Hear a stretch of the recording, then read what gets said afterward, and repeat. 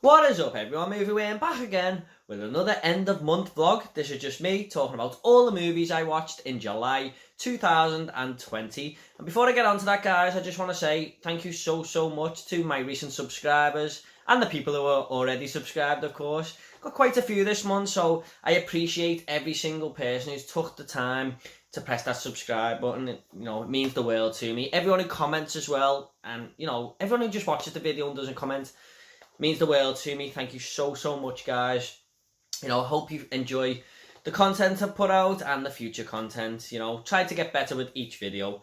And I also want to say an apology to people who love the movie news. I didn't do one this week, and that's the first week I've missed because there just wasn't a lot to talk about, and didn't really want to put a video out there that wasn't great to watch, with one or two stories. So hopefully this midweek we will have a new video with the movie news with plenty to talk about. I've already wrote a couple of stories down that are worth noting, so hopefully I'll get a video out around Wednesday or Thursday. So let's just get on with the movies I watched this month guys. Some of these are streamed, some of them are on Blu-ray, and one of them was actually in the cinema, so let's just get on with it. If I do look down guys, I've got the iPad in front of me telling me all the movies I've watched because I can't remember them all.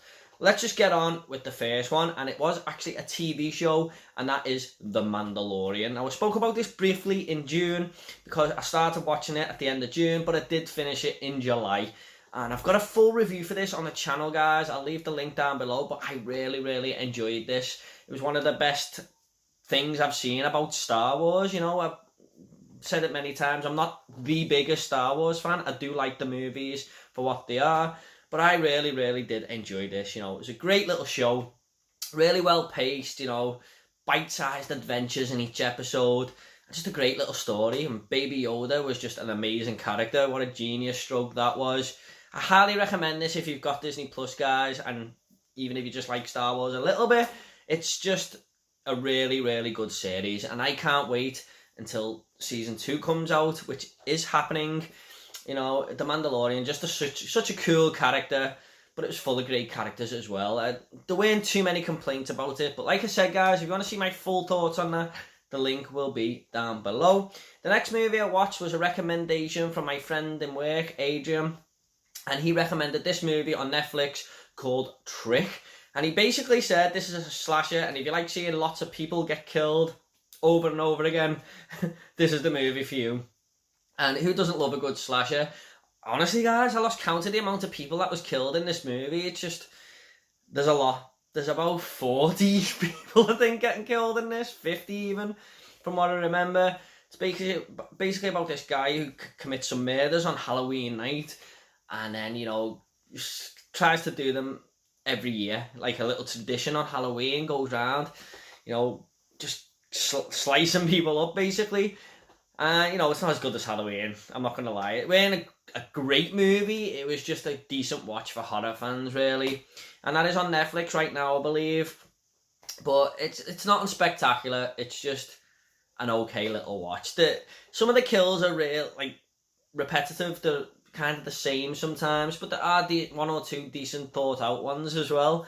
I didn't mind it, just an easy watch. If you're a horror fan, you might enjoy that. I think that movie was from 2018, but that was Trick. The next one I watched was a Blu-ray, and that is a David Lynch film called The Elephant Man. First time watch for me. I didn't know what to expect because David Lynch is always direct, strange and unique looking movies. And this was a bit more straightforward, I felt, and what I'd heard. But I really enjoyed this film. It was really a good movie. Really emotional. The end as well. It just it really did sadden me. Not to give anything away, but it was just an emotional story. It really felt sorry for this guy, John Merrick. His name is. He's the Elephant Man. And Anthony Hopkins was great in this film as well. He's like the doctor who's fascinated by him and trying to study him and stuff. And this is a really good movie from David Lynch. I'm trying to check out every David Lynch movie. I only got into him last year, but this is a really good film. He's a solid director, David Lynch, I feel. I haven't really disliked any of his movies I've seen. I mean, Eraserhead was probably the weakest, but there was still something there. But I thought this was a really good film, guys. Definitely, worth checking out. 4 out of 5. You know, really, really good film. I'd definitely watch this again. And one day on the channel, I am going to go through a whole, the Lynch movies that he's done and review each one of them, and then I'll rank them. But I just don't know if I'm clever enough to start talking about David Lynch yet, because he's just such a unique director, and I'm going to have to rewatch his movies a few times before I do that, but I do plan on doing that one day, because he's slowly becoming one of my favourite directors. But this is a great film, guys. I know there's a 4K out now, but I bought that, then the 4K come out, of course. Next up, guys, is a 4K, speaking of 4Ks, and that is Close Encounters of the Third Kind. Still got the sticker on there. I had trouble removing it. But I didn't love this movie as much as most people. I know people consider it as a Steven Spielberg classic, which is fine. It looked good and stuff. It was a good little, story and stuff, but some things that happened in this film just didn't really sit right with me, especially the ending. And, I didn't think the characters in it were all that great. It was okay, but I think I need to rewatch it to fully appreciate it. I got kind of bored a little bit at times. Maybe I just missed the boat with this one, because it came out about 30 years ago, I think. 40 years ago. That's a 40th anniversary edition. Not that I don't like old films, I just don't know if I missed the boat at the time, and maybe one of them had to be there at the time and stuff. I didn't love it, but I didn't hate it. It was just okay. Next up is a Netflix show. I think it actually came out this last month, maybe the month before, and that is Unsolved Mysteries. Now, this was really, really a strange thing to watch. It was really unsettling. It's true stories. There's 6 episodes here, about 45 minutes long. And basically the cases that have been unsolved, detectives can't quite get to the bottom of it. And I loved it. Well, I didn't love it. I love's a weird word, because these families, are still in limbo, really. And there's a little number at the end of the show saying, if you know any information, please call the detectives on this number. But there was some really, really strange stories in there, and there was one story that really, really got to me about these kids who were living on a farm, and their mother's new boyfriend is a little strange, let's just say the least. And the mother, he starts getting into the mother's head as well. That was a really good episode. The only one I didn't really like was one about a UFO. I was more into the murder mysteries. The UFO one was a little bit stupid, I thought, but I've heard people say that that's their favourite one as well. So, yeah, it's just all about opinions, isn't it? And it's subjective. But I definitely give this a go, guys. When I watched it, I think it was trending at number 1. I might be wrong there, but definitely worth a go if you like your true crime, documentaries and stuff. And next up is going to be another horror movie that I streamed, and that was Session 9. I'd heard so many good things about this film, and this is basically about a group of asbestos, cleaners or asbestos removal company. They go into this, abandoned mental asylum, I think it is, and they have to, obviously take the asbestos out and stuff. And they've got like 2 weeks to do it, because they'll get a big bonus if they get it done in this short time. But strange things start to happen in the asylum, and starts playing with the minds and stuff. I was a little bit disappointed, because I'd heard so many great things about it, but I didn't dislike the movie. It's like a 2.5 out of 5, really. Nothing spectacular for me. And people might hate on me for saying that, because people feel like it's a very underrated film and stuff, but I just didn't quite see that one. I mean, I know it's an independent film, it's low budget, but it was okay. It was alright, I'm not going to sit here and say that I thought it was amazing or it blew me away because how underrated it was, because I'll be lying to you. But that was on Amazon Prime, I think that was, or I think it's actually on Netflix now as well. So it'll be on one of them too. I think it's actually Netflix, I might be wrong there. But that was Session 9. Next up is a movie called The Old Guard, which was a Netflix original that came out this month, with Charlize Theron, and she is basically her and 3 other people can't be killed. They're immortal, and they're sort of like superheroes. They're doing missions for MI5 and stuff, and all of the governments, trying to make the world a better place. And then they find this new immortal who's, she's the 5th. They didn't think there was any more, and she joins the team. I quite enjoyed it, I didn't think I was going to. I just thought this will be another dull Netflix movie, because most of them aren't amazing. They're hit and miss. But I really found enjoyment in it. I mean, it wasn't anything spectacular or anything like that, but it was an enjoyable movie. And I've got a full review for that, guys. If you want to check it out, my old guard review will be underneath if you want to hear my full thoughts on that movie. So that is the old guard. Next up is another Blu-ray. Sorry, just got a little itch there, guys. That is Don't Torture a Duckling, the Arrow version. And then this is a Lucio Fulci film. Lucio Fulci, yes. This is about a group of... Sorry, I've got that itch again. This is about a bunch of boys being murdered in this little village in Italy. It's just basically trying to catch the killer who's doing these murders and stuff. It's quite weird, there's some weird moments in this, but some strange gore scenes as well. But I enjoyed it. I thought it was okay, good little story and stuff, just some strange moments that I feel that's sometimes the case with these 70s and 80s horrors, isn't it? I mean, they're not made like they are today, but it was okay. It was more of a thriller movie than a horror movie, to be honest, but it was alright. I'd recommend it be like, your crime, thriller, detective type movies. It was alright.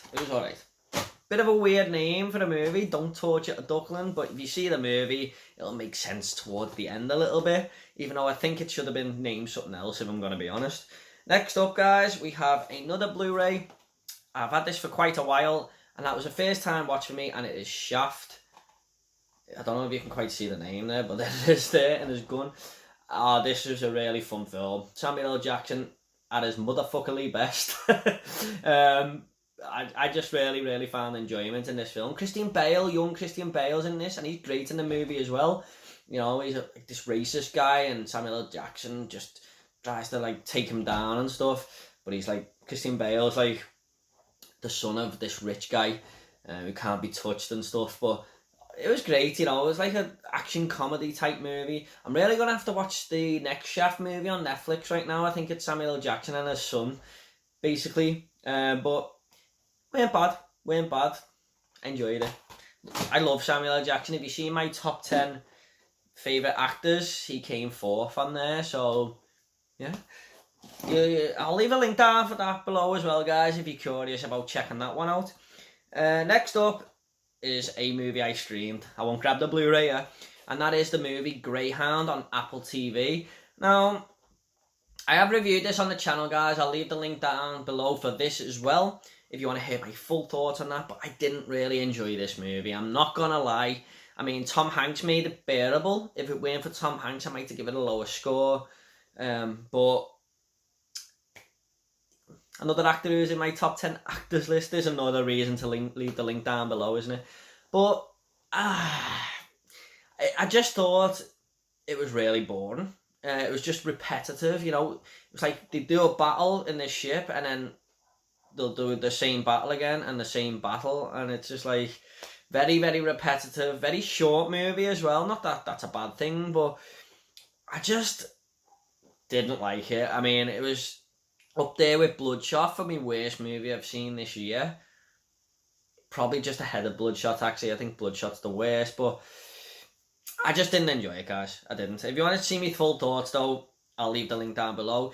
I mean, your granddad's probably going to love it, or your dad even, if they like war movies, but it just wasn't for me. I don't mind war movies, but just very dull and boring, I thought. Next up, we have another movie, which came to VOD this month. So, I seen this at the cinema, the trailer, and I really wanted to check it out, and then, obviously, COVID came along and decided to ruin everyone's life. So I had to check it out on VOD, and that is The Way Back with Ben Affleck in. Yes, I also watched The Last Dance on Netflix a couple of months ago, which I talked about, and really got me into basketball a little bit. I've never thought to get into basketball, but this scratched the basketball itch. Even though it's not fully a sports movie, I really enjoyed this film. I thought Ben Affleck was absolutely fantastic in this movie, and I've got a full review for this, guys. If you want to check it out, I'll leave that down below as well.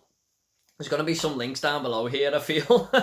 But really good film, I love sports movies. I know they all follow the same sort of path and stuff, but I don't mind that. It's a formula that works, I feel, in movies. So Yeah, and Ben Affleck is a very underappreciated actor, I think. I think he's starting to get more appreciated as his career's gone on, but I think he's brilliant. I really do. And this is one of the best performances I've seen him in, if not the best. So I would definitely recommend The Way Back, guys. You know, he's basically an alcoholic who left the game years ago. He was one of the best players on the team. Or sorry, the best player the school has produced. And for whatever reason, which explained in the movie, he went away from basketball. And then he comes back to coach this team, and it sort of helps him with his alcoholism and stuff. Definitely worth checking out. Next up is a Blu-ray, and that was Creepshow 2. This is a nice little edition here from Arrow. I'll leave the link to me unboxing down below if you want to check that out, guys. But I'm not going to take it out the box and stuff now. But I did watch this a long time ago, I think on the Sci-Fi channel, but I only seen the first story about the Indian statue outside the shop. But I watched it fully this month. Really enjoyed it, actually. There's 3 stories. One's the Indian who protects the shop and the shop gets robbed. And, this statue overlooks the shop. I won't go into it too much if you haven't seen it. The second one is a story about these kids stuck on a raft. And it's called The Raft, and this big blob surrounds them. And they can't basically get in the water because this blob will get them.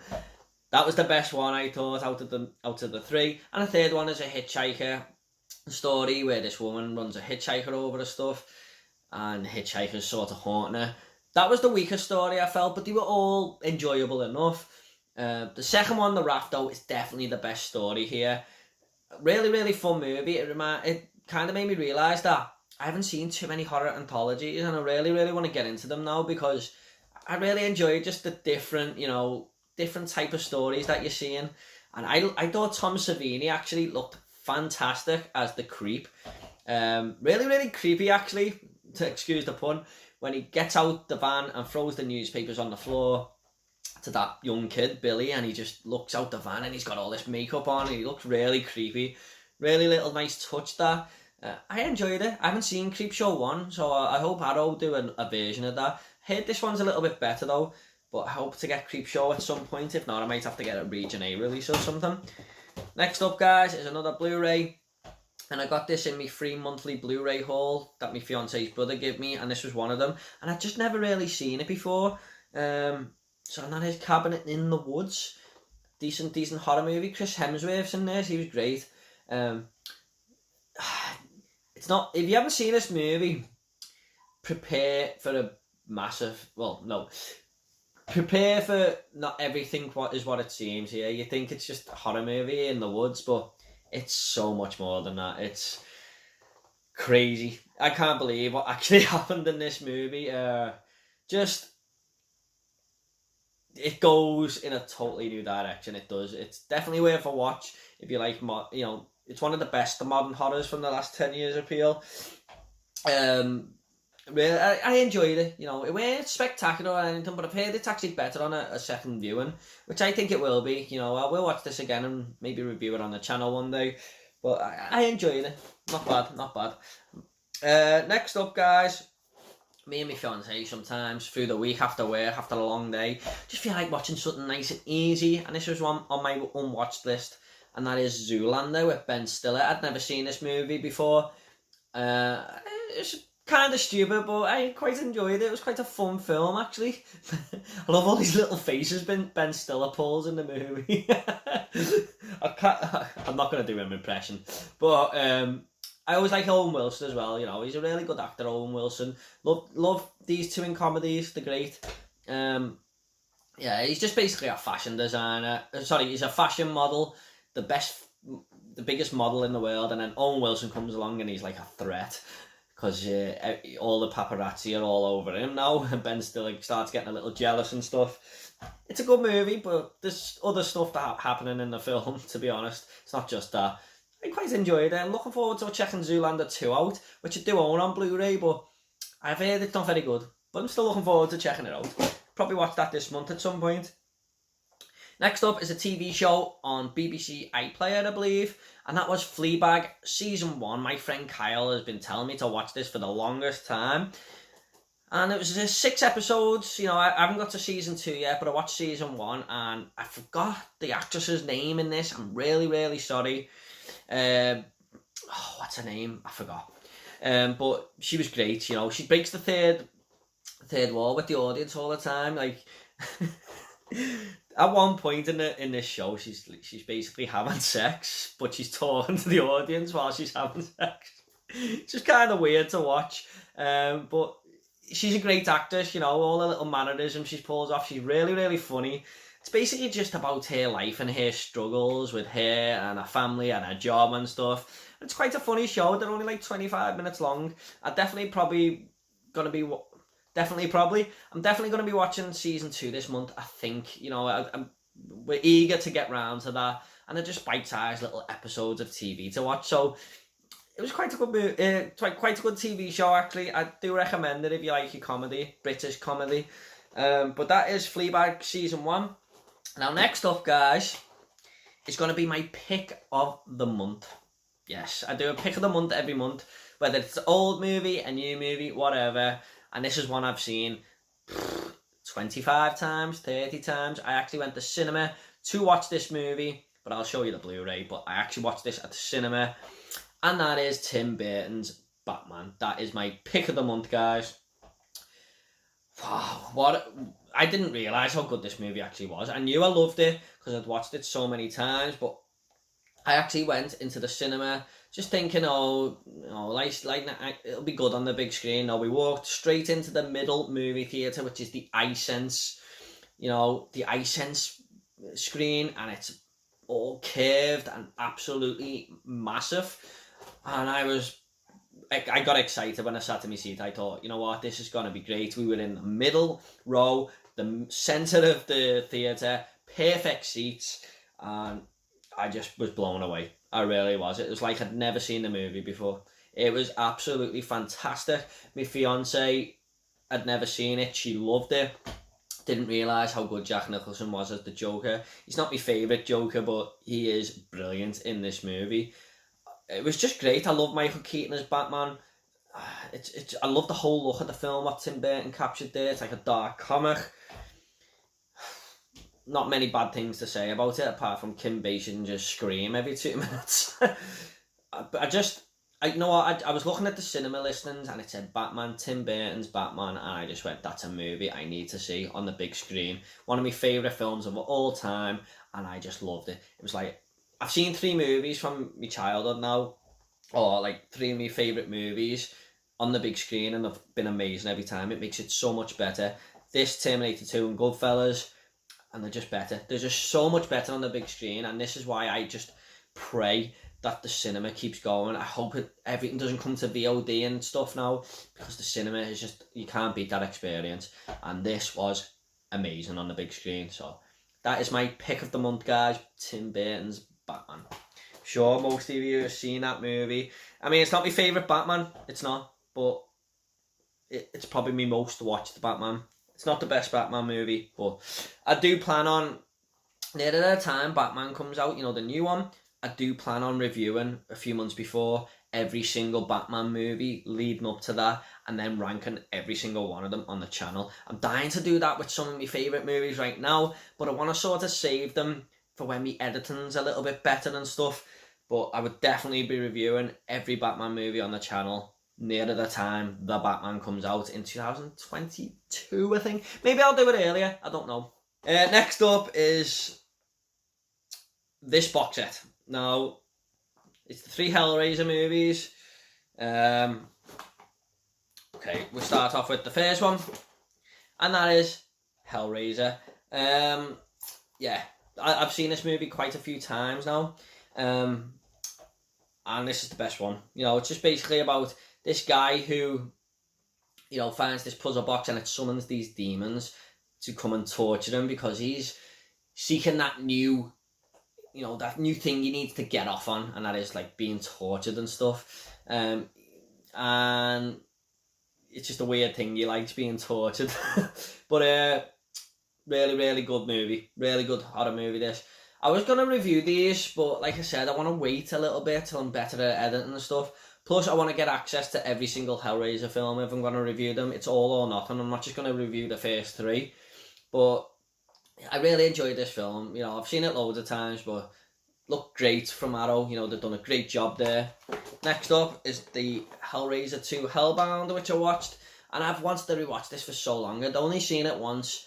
I didn't love it as much as I thought I did, but it's still a solid sequel. Some bad special effects in there, you know, with the Doctor's eyes coming out. I think you can see that, you see them coming out of his hand here a little bit, but they don't look too good on screen. This is basically all takes place in like a mental institution, and a new Cenobite comes, which is this Doctor, and just sort of tries to take over Pinhead and his gang.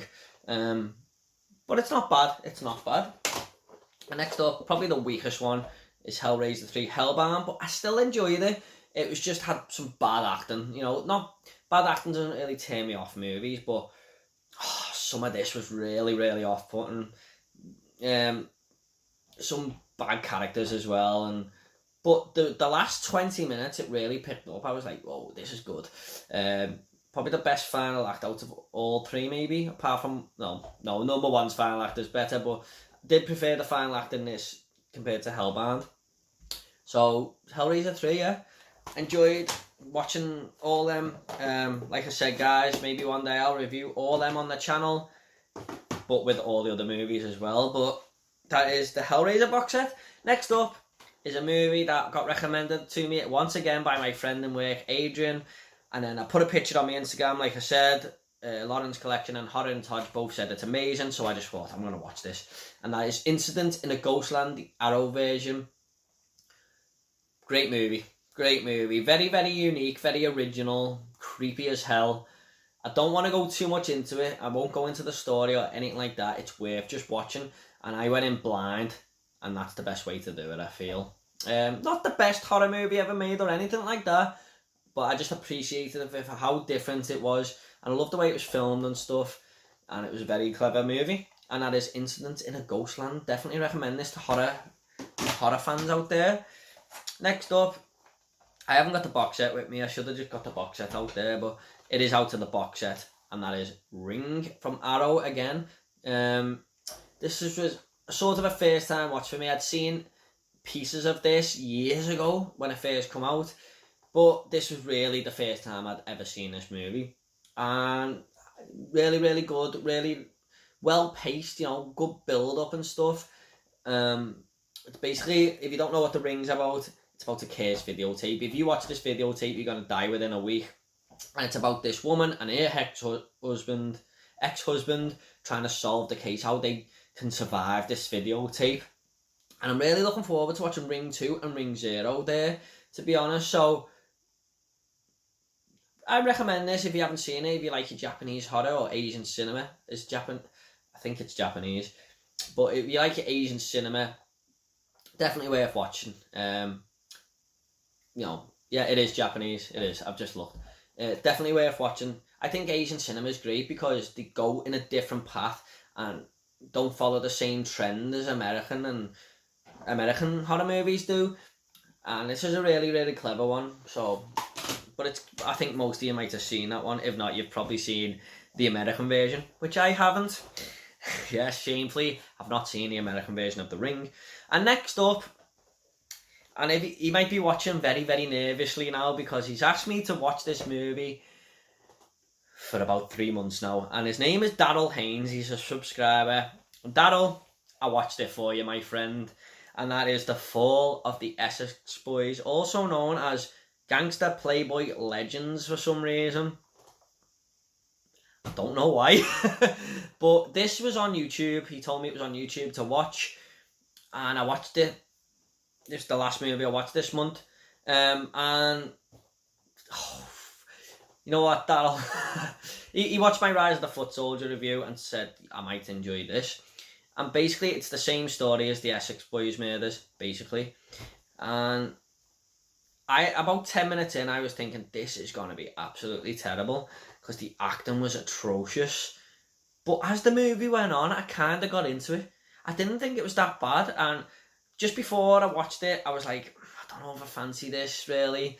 Because some of the reviews on IMDb were giving it like 1 out of 10, 2 out of 10. I was like, oh. And then 10 minutes in, I was like, the acting's terrible. But I got into it. It weren't that bad. I mean, like I said, acting doesn't always put me off the movie. It was quite enjoyable in places. It's not as good as Rise of the Foot Soldier or anything, but it weren't bad. It weren't bad. And, you know, if you're into British crime and stuff, might be worth a watch on YouTube. Just don't expect it to be as good as Rise of the Foot Soldier. But I enjoyed it. I enjoyed this. But the cop in this, the detective, is definitely the best actor by far.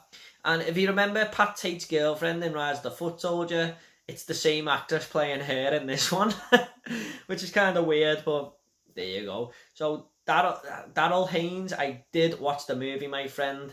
It wasn't bad. So I hope you liked my thoughts on that, my friend. There's actually a number 2. I couldn't believe it. When I looked it up, there's actually a second one that takes place 30 years later. So yeah. The Fall of the Essex Boys. And that is everything I watched this month, guys. Now, usually at the end of these videos I do my plans for next month, but I can't really say what my plans for next month are because I don't know what movies are coming out. I mean, Tenet is meant to be coming out on the 31st of August, I've heard, but who knows, that might get moved again. You know, I think Bill and Ted's 1st of September now. And Mulan is next month, I think, but it just could get moved. I can't promise anything because usually I like to say what my plans are for next month and then what reviews I'm going to do, but I haven't been able to do that for a few months, guys. So, is there any movies, you know, that are coming out this month, maybe on VOD or something? Let me know. I will look them up, but if there's any that you like the sound of, let me know, and I'll look into them a bit more. But what I might start doing when the movies start coming out again at cinemas is doing a separate video on next month's movies that you can all look out for and stuff, instead of putting them at the end of these videos. But that is it, guys, really. I mean, I've got a lot more top 10s planned, lots more retro reviews planned. I do plan on, doing more retro reviews soon. I really enjoyed doing that People Under the Stairs one, actually. I didn't think I'd enjoy it as much, but when I started talking about it, I really got into it. And I thought I was, a little bit better at them because I know more about the movie and stuff. But hopefully I can get some, I always say this all the time, but I feel like I'm getting a little bit better at editing, but hopefully I can get to the point where I can insert movie clips and talk over them and stuff. I just find a little grey area with that. I don't want to get copyright striked and stuff. I just don't fully, I've read the rules, I don't fully understand it, to be honest. So maybe I'm going to have to ask some YouTubers who do it themselves what the deal is there. But yeah. Thank you everyone who subscribed this month, everyone who's already subscribed. I hope you all enjoyed this video, guys. And that is my end of month vlog. Look out for next month's end of month vlog at the end of the month, obviously. And I'll try and get a lot more movies watched. Because this was a bit of a slow month for me, but I did watch a couple of series there in between as well. I think I watched 3 TV shows there in between, which took up a bit of time. But thank you so much for watching this video, guys. If you want to subscribe, it's up to yourself. If you're new here, I'm not going to force you to subscribe. If you want to comment about any of these movies, I will reply to every single one of you. I promise. Take it all easy, guys. And I'll see you all in the next video.